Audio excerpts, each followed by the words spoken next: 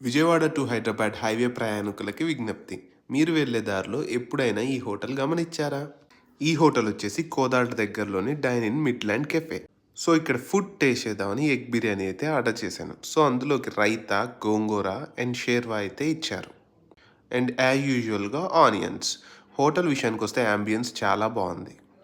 ఎటు చూసిన లైటింగ్‌తో చాలా బావుంది. సో, ఈలోపే మనం ఇలా చూస్తూ ఉండగానే బిర్యానీ వచ్చేసింది.